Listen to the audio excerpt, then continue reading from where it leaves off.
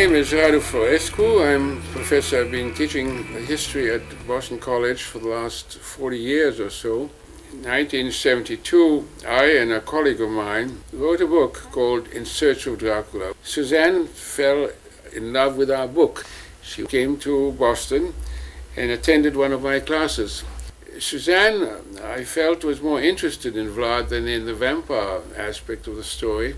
Vlad the Impaler, as he's known, or Dracula, as he's sometimes known, because he was a son not of the devil but of the dragon, an order which had been created by an emperor of the period to stop the Turkish invasions of Mohammed the Conqueror.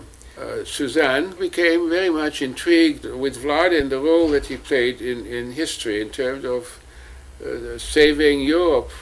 I saw Suzanne as representing Vlad in a very authentic way.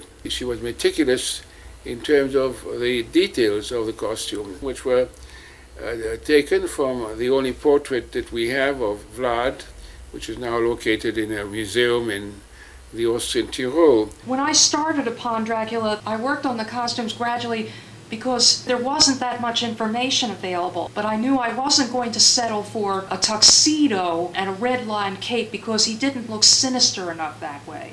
I tried to look sinister using whatever information I had, and as I learned more about the distinct features of the clothes, then I would make alterations on my own costumes to make them more authentic, because I learned that he was real, which meant that he had to have dressed a certain way while he was alive. I made up a dance version of Bram Stoker's novel Dracula in '73, and no one consented to perform it. They said Dracula was, quote, too morbid a subject, unquote, for dance. And then in '86, I first heard about someone else having made up a dance version of Dracula, which people consented to do, and that really set me up for a dire situation, because it seems that, unlike other media, with dance, once any topic has been used, that particular dance work is the only one that can be permitted. I had never seen any evidence of anyone else portraying Dracula through dance, so I felt I justly deserved to be lauded as the first dancing Dracula, and then all my work was ignored or given only very superficial attention, whereas the dancers cast in this rival Stoker work could be getting the adulation that I've been striving for but had been denied. She dances Dracula, long into the night, out on the beach where nobody sees.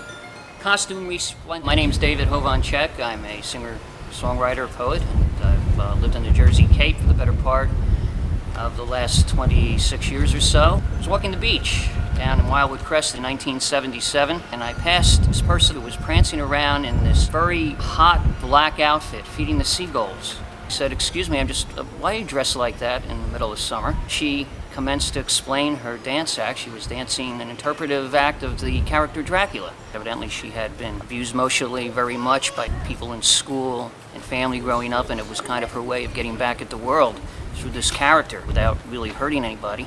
I asked her about relationships and things like that, and I remember her telling me that she didn't really care to have a relationship with children because she was afraid that she would treat children the way her parents treated her. And I said, okay, maybe she's got a point. At half past midnight. Oh, well, she's not up that late. But normally, normally it's a. I can't make myself heard with her yowling. Normally it's at 11:30 a.m. Sundays. Oh, okay. Well, we'll watch for it. No, but for the past few weeks,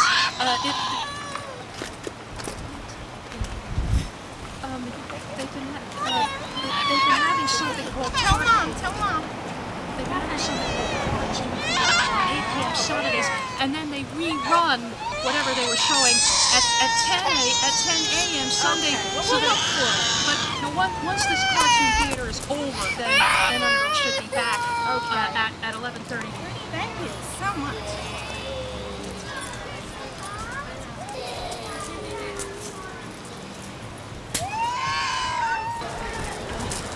Okay, we can go now. Boy, if I was yowling and screaming to get my mother's attention, she'd slap me in the mouth when I was that age.